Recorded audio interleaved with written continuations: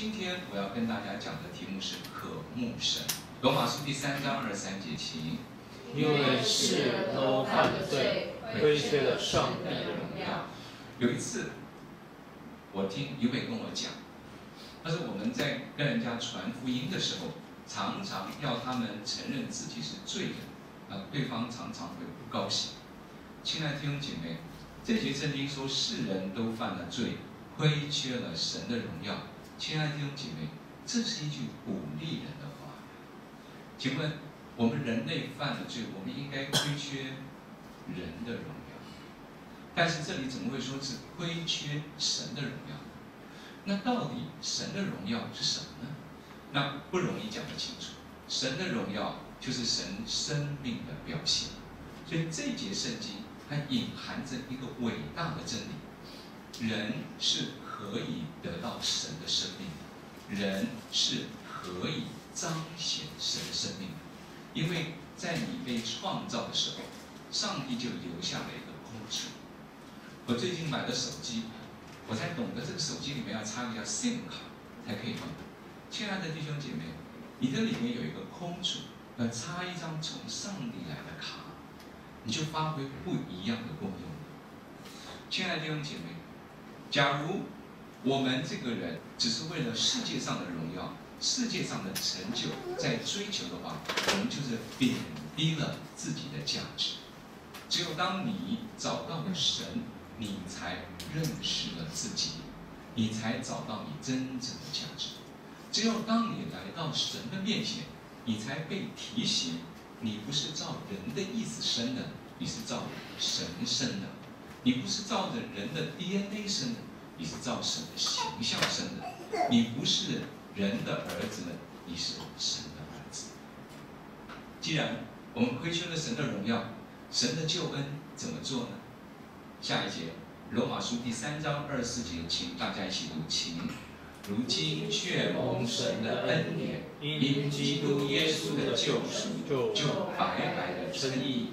主耶稣在十字架上为我们流血舍命，我们接受了主耶稣基督做我们的救主，我们心里相信，口里承认，我们就得救了，我们就称义了。亲爱的弟兄姐妹，我们就开始身上彰显出神的生命。但是这个并不是到此就为止了。好，我们再读约翰福音第6章55节到56节，请。我的肉真是可吃的，我的血真是可喝的。吃我肉、喝我血的人，常在我里面，我也常在他里面。主耶稣从另外一个角度来讲他自己要成就的救恩。主耶稣告诉我们一个伟大的真理：主耶稣的肉是可以吃的，主耶稣的血是可以喝的。只有在基督教里有这样伟大的真理。神在创造你的时候就已经预定了你要成为神的儿子。只有在基督教里有这样伟大的真理，神自己给你吃了，给你吃了。这边就讲了，而且你要常常的吃。所以在第56节那个吃喝在原文里面是习惯性的、持续性的吃喝。主要我们一直的吃它、喝它，我们才能住在主里面，我们才能得到神的荣耀，才能得到神的生命。我们一出来的时候，到了恒春那边服侍，那时候教会里面有一个家庭，他们那个小孩，那个女儿刚生出来没有多久，有一个现象，她只喝水不喝奶。哇，那妈妈急死了，到处找人为她祷告，为她祷告。后来20-30年以后，有一次，我竟然在美国遇到那个小女孩都长到20多岁，看起来真的个子就是小一些了，就是被她姐姐妹妹长得好。所以，假如一个婴孩他生下来，他不懂得吃，他不懂得喝的话，我跟你讲，你一定很着急。同样的，对基督徒来讲，假如我们信了主以后，我们没有渴慕的心，我们不知道祷告，我们不知道去读经的话，我们的生命就不会长得大。所以，亲爱的弟兄姐妹，渴慕是带你进入更深生命的一个重要的关键。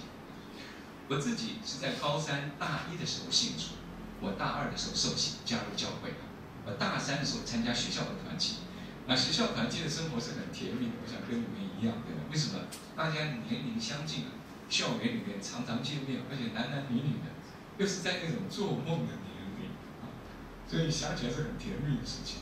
但是在那个时候，我里面有一个感觉，我说那是我信主3年，我说我相信在信仰的里面还有更深的东西我可以得到。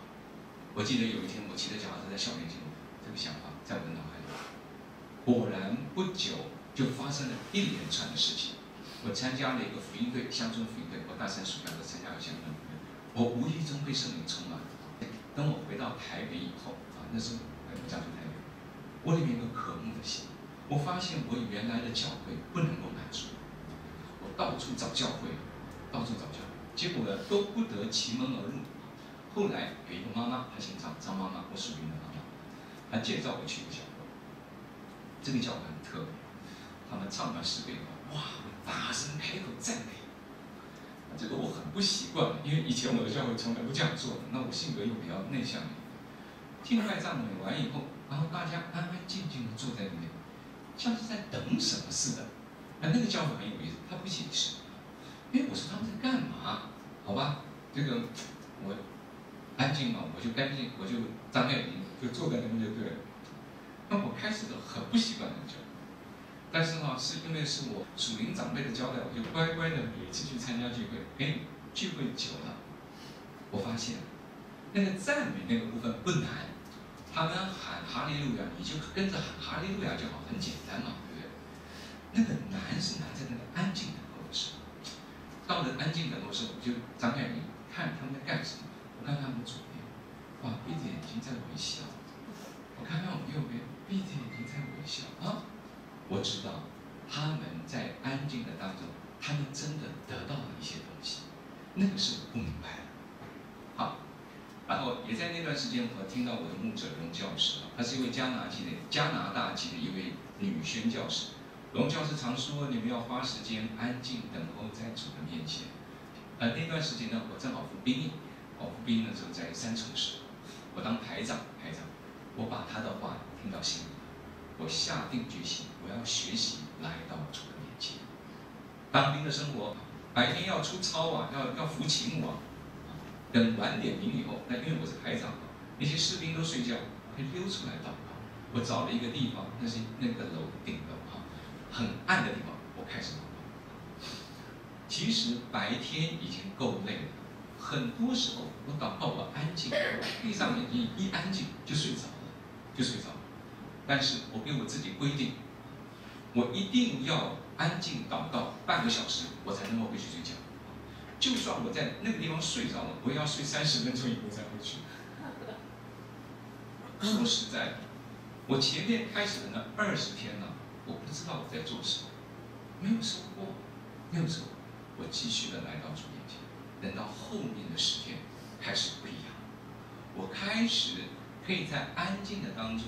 我可以体会到神的同在，甚至有1、2次，我会体会到很多的天使会在我这里，快乐的不得了。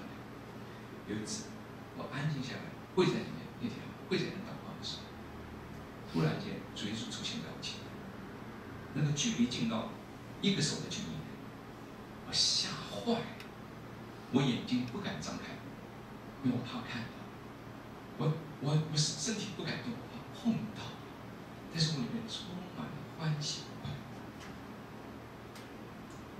好，请大家读诗篇第2篇第11节，请当存畏惧侍奉耶和华，又当存战兢而快乐。特别是后面那句，当存战兢而快乐。那时候我就懂这句话是什么意思。原来在神强烈的同在的底下，会带给你快乐。欢乐也会让你害怕，差不多4年以后，我和朱玲姊妹放下工作，成为全世界的传道人。我刚刚讲过，我们到了屏东恒春那个地方，我刚才大概已经跟你们提过了一下那边的情形。那边很难带人信主，因为拜偶像非常兴盛，非常的兴盛。坦白讲，你在乡下你要带人信主。很多时候是因为他们经历神迹奇事，不然很不容易带他们信主。就算是你把他们带信主了，他们也很难来教会。为什么？因为小地方大家都认识啊，他怕给邻居看到，邻居会笑他，邻居会笑他。所以有时候我们刚刚讲说，你跟10个人传福音，大概可以带1个人信主，不错了。10个信主的里面，大概可以带1个受洗的吧。10个受洗里面，大概只有1个人在教会里面去算。所以我们11年留下来，我们大概我们的教会就是没有增长到多少，就是10几个人，就是10几个人。但是我要承认，我今天已经提过，那是一段我经历主的地方。我今天再讲个故事。有一年，有一个年轻的弟兄来，他到南湾，南湾有个叫河山场，你知道，到南湾那边上班。南湾开车到恒春大概20分钟以内就到了。他加入我们的教会，而且很主动的投入各样的服事。那这位弟兄啊，个子又高，皮肤又白，人又帅，又会弹吉他。哇！我说高中团体交给你了，我的得力童工啊，是这样。好，那一年高中团体带得非常好，这个很迷人的一个弟兄。好，那一年圣诞节，我们有感动，但还不到。好，他把这些孩子们载来一天教会做，满满的都是人。我上台讲完了信息，我讲完信后，接下来这位同工上来，他带人做一并祷告。哇，我没有一定的词，看他怎么做。一个上来绝对，后来他跟我讲这个，我那时候吓死了。祷告，第一个上来一个绝对很严重，祷告，没有得到医治，进步很多。好，下去，信心大就这样啊。再来，第2个上来。长短脚，这个还有把握。我说你们来，有大家，我们就坐在地上的时候，你们就坐在前面。好，你看，你们有没有看过人家医生的？看过吧？好，你打开一看，你看，大家围一圈了，我就赶快躲他，看他在他旁边看他怎么做。你看，脚真的是差一点，耶稣就长出来。你们看过？真的在我眼前长出来啊！那些学生都看到，你知道有几个女孩子都哭出来了呀！哇，第一次看到这事情。那天神真的祝福我们，神与我们同在啊！所以那是一个荣耀的晚上。后来这位弟兄因为结婚的关系，他到台北去了。过了几年以后呢，我和主任姊妹我们也到了美国去。你们知道，20年以后，我这次从美国回来，我竟然在一个聚会里面遇到他，聊天啊，好同工啊，聊天啊，他就问我说：“郑哥，你还记得那次圣诞节的布道会？”我说：“当然记得。”他说：“你知道吗，郑哥，我是在恒春我得到一病恩赐啊。”我说：“我以为你早就有啊。”不是，我在恒春得到。好，他说：“你知道吗？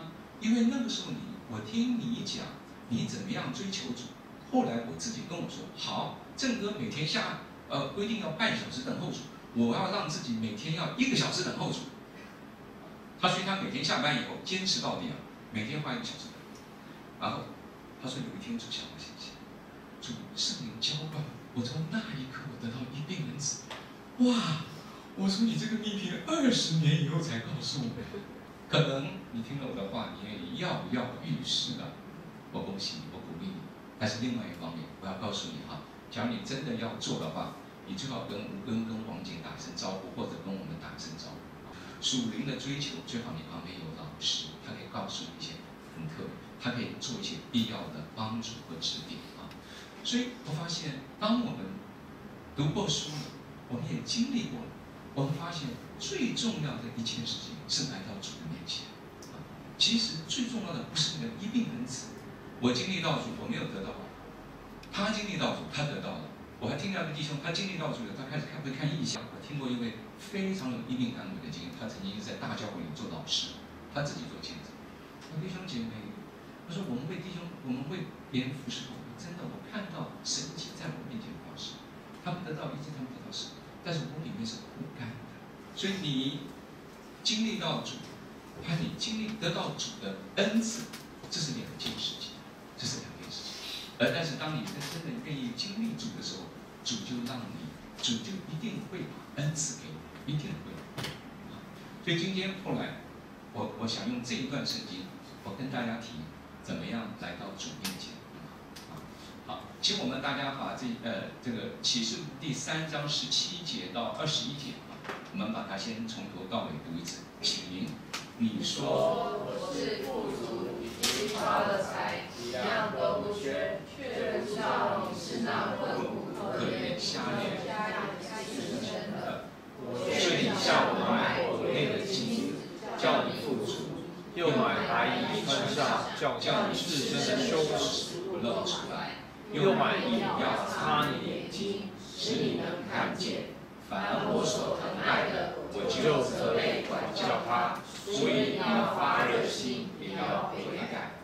看哪，我站在门外叩门，若有听见我声音就开门的，我要进到他那里去，我与他与我一同坐席。得胜的，我要赐他在我宝座上与我同坐，就如我得了胜，在我父的宝座上与他同坐一般。我们再读17节，请。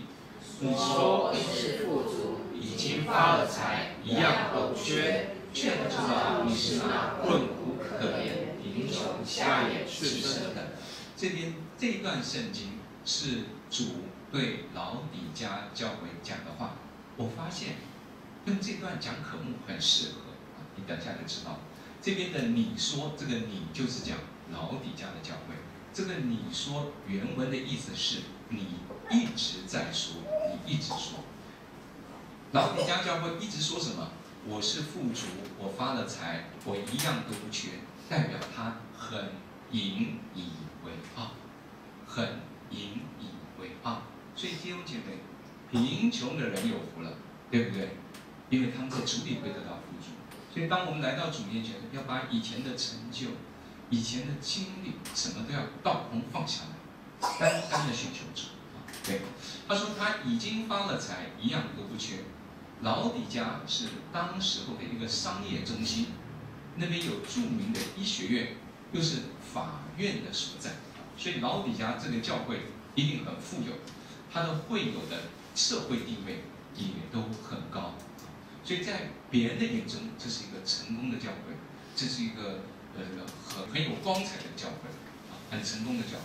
但是主却说你是那，请注意那个那字，那个那是强调的用法，你是那么的困苦、可怜、贫穷、瞎眼、赤身的问题。主讲他的第一点，在主殿里他们是困苦，那这个困苦这个字，保罗说我真是苦啊，就是同样的字，他们想行善却行不出来的苦，不想行恶却偏要去行的苦，所以他们是困苦、可怜、贫穷、瞎眼。18节，请大家一起读，请。我劝你向我买火炼的金子，叫你富足；又买白衣穿上，叫你赤身的羞耻不露出来；又买饮料擦你的眼睛，使你能看见。主对他讲：我劝你向我买。主耶稣是教会的主，主可以命令，但是主没有这样说，主用劝。用劝这个字给你的感觉是什么？温和的。常常我说我劝你的意思是我为你好，对吧？所以这边主用劝是代表主对他的爱。第二个，主用劝，主要他们去做决定，他们要不要改变，他们要不要花时间渴慕主。所以亲爱的弟兄姐妹，等一下会讲怎么样买啊，这样买，你要愿意付这个代价。好，主说我劝你向我买火炼的金子，主提到3方面的事情。火炼的金子啊，什么叫做火炼的金子？金子是什么意思？信心或者信仰。彼得曾经说过，叫你们信心既被试验，就比那被火试验能坏的金子更显宝贵。火炼的金子代表他们是经过考验的信心，经过考验的信仰。所以老底嘉的教会虽然有物质上的经营，但是他们的信心和信仰却没有经过考验。第二，主要他们买白衣穿上，白衣在圣经里面代表光明洁白细麻衣，代表圣徒所行的义，代表他们的行为。所以老底嘉的教会，他们有财富，但却没有善心，却没有异性，对于邻舍、对于社会都没有什么贡献。主跟他们讲，要他们买眼药膏啊，叫你们眼睛能够看见。用保罗的话讲，照明我们心中的眼睛，照明我们心中。所以他们有属灵的知识，却没有属灵的看见。他们找人、找书本当老师，却没有到神的面前去学习。主说你要晓得。那这个买怎么买？当然，主不是说你要用钱买。我们后面会看到如何去买，是你要给主时间，还有你要给主注意力啊，请注意，你要给主时间，你要给主注意力，这是追求主、渴慕主的秘诀。你不花时间，你有烦；你不专注在神的面前，你没有烦。我们再看第3章19节，请大家一起读，请。凡我所疼爱的，我就责备管教他，所以你要发热心，也要悔改。凡我所疼爱的，这样讲，任何一个我所喜爱的，我都会责备管教他。所以，亲爱的弟兄姐妹，主的责备管教是代表主对我们爱的保证，否则我们永远会是困苦可怜、贫穷下咽之身。好，主说你要发热心，也要悔改。悔改是什么意思？我们都知道，你要改正错误，你要转向神。那这个热心这个字很有意思，可以翻译成切切渴慕。你要切慕属灵的恩赐，同样一个字。所以这边这个热心这个字就是渴慕的意思。你要渴慕啊，然后你要转向神。你要渴慕啊，你要转向神。第20节，请看。若有听见我声音就开门的，我要进到他那里去，我与他与我一同坐席。这边的看就是要注意啊，我站在门外叩门。这个原来的意思也是一直的叩，不断的在叩门，不断的在叩门。对，所以17节，这个教会怎么样？一直的说，但是主耶稣一直的在叩门。他一直说我是富足，我是发财，一样都不缺。他们一直说，所以他们听不到主敲门的声音。若有人，可以翻译成任何一个人，任何一个人听见我的声音就开门了，我要进到他那里去，和他一同的坐席。好，请注意到，这边有几个很有趣的地方，也是很难的地方啊。这边的听是指什么？若有人听到我的声音，就开门，听什么？大概是指我们属灵的听觉、属灵的感觉。那有些弟兄姐妹会跟我讲，这个我属灵很钝啊。你们有没有听过个名字叫 SQ？ EQ、IQ、SQ， 有没有听过这讲法？有人说我 SQ 很低啊，或者是灵觉很差。你不要担心，假如神对你讲话，你一定听得到。我的灵觉很差，我不骗你，我是这几年被训练出来的。假如神要对你讲话，你一定听得到的啊！不要担心。但是这个地方告诉你的秘诀：既然你要听主讲话，你就要安静下来。你的身、心、灵都要安静下来，这时候你才能听得到那个微小的声音。好，若有人听到我声音就开门，那个门是什么意思？也很难解释。大概是指我们的意志，我们的态度吧，我们愿意吧，我们告诉主，我愿意你来，我们愿意，而且好像告诉我们一件事情，我们要放松自己。你会发现，是一个人身体绷紧的时候，就好像在戒备自己一样，那可见代表你一定没有开门。当你愿意开门请某某人进来的意思，就代表你放松啦，我欢迎你来。所以，当你真的要来到主面前亲近主，很简单，放松自己啊，然后专注的来到神面前，你就容易经历到神。而主说：“我要进到他那里去，他那里，你那里是哪里？讲不清楚。但是我跟你讲，你经历到你就知道，可能是指我们的心吧，可能是指我们的思维吧，可能是指我们的感情。”所以，亲爱的弟兄姐妹，主可以出现在你的感觉里面，真的。但是还有一点哦，主同样可以出现在你的脑海里面、思想里面，可能的。有的时候的意念是主对你讲话的方法，但是无论如何，你不需要去明白透彻，不需要，因为这是主的事。因为主向每一个人显现，主向每一个人，主对每一个人讲话的方式是不一样的。然后说，我要进到他那里去，我与他与我一同坐席。这个一同坐席的意思就是一起坐下来吃顿饭。那个学者特别讲，这边讲到的不是吃快餐啊，是好好吃一顿啊，是好好的享受一顿饭。所以请注意啊，从第20节开始是整段圣经的重要的转折。前面主在责备他们，你们这里没有好，这里没有做好，这里没有好，你们不冷不热啊，再不然我把你吐出去。主的话很重啊，主向法官在责备他。主责备完以后，有没有一气之下就走了呢？没有。主在这个地方改变了。主准备了丰盛的宴席，主要请他。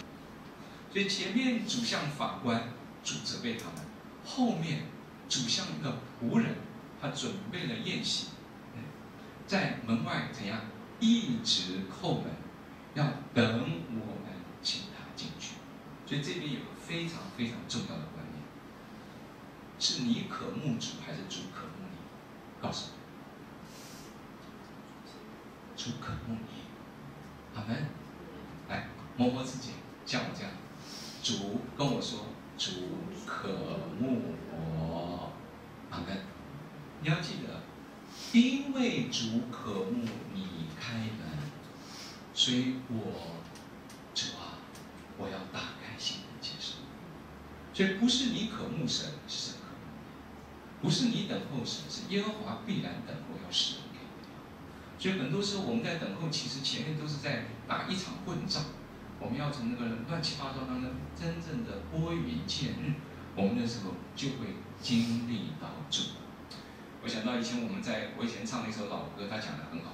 他说主，他站在我心门外，风雨不敢看。最近正好台风嘛对，忍耐等候，直等到我请他进来。何等羞愧，要他在外常等候。下一句知道吗？主与我是极其可爱。所以亲爱的弟兄姐妹，不是你在等候主，是主在等你，主在等你听他的声音，让他进来。所以追属灵的追求，常常是主先发动的。就像我刚刚讲的，那时候是一个意念进到我的脑海里面，还有更多东西我可以得到，然后接下来发生了很多事。今天同样是主告诉你，主在等你来到他的面前，然后主就有更多的话可以告诉你了。我还记得我曾经在书本上有一本书叫《监狱到站》，有一次请弟兄姐妹为他祷告，因为后来他被圣灵充满，神很使用弟兄姐妹，弟兄姐妹请为我祷告，求主更多的使用我。弟兄姐妹就围在一圈为他祷告。但是弟兄姐妹为他祷告的时候，他在意象里面，他看到主来了，主跪在他的旁边抱住他，主跟他说：“我不要使用你，我不要使用你，我要你使用我，我要你使用我。”所以，亲爱的弟兄姐妹，是这样子的，不是我们能够为主成就大事，没有，只要你不要拦主的路就好了啦。只要你让主在你的身上有路可走，主自己做事情，我们只要在旁边看就好。我讲到这边有点兴奋，我想到一个我们一个非常好的一个朋友，那是一个姐妹其实她跟你王姐有点像，她的声音那这位姐妹她很追求，然后她也在带领教会而且很有趣，她的先生也是牙医的。那有一次主跟她讲话，主跟她讲，你看我怎么做器皿的。那好，有的是花瓶的车。那他就站在主面前，那主他就问主，那主啊，那我做什么？主跟他讲，你只要拿一个鸡毛掸子，把那个器皿上面的灰掸掉就好。哇，好启示，我赶快写下来。所以，亲爱的弟兄姐妹，我们要做的什么？不要拦主的路，我们让主从我们身上出去，主自己的荣耀，主自己做工。好，亲爱的弟兄姐妹，主从这里开始，再也没有讲他的问题了。前面跟他讲说，你又是瞎眼的，又是困苦、可怜、贫穷的，你什么都没有。主在这里再也不这样。为什么？因为你做不到。属灵的事情我们做不到的。主只要你开门，主带着丰盛的宴席来请你啊！你一切属灵的需要都在这个宴席的里面。只要你渴慕主，其他的主都会加给你的。请注意，在这里有个很重要的词，他说：“我要进到他那里去，我与他，他与我一同坐席。”这个就讲我们一同坐席就好了嘛？为什么要讲我与他，他与我呢？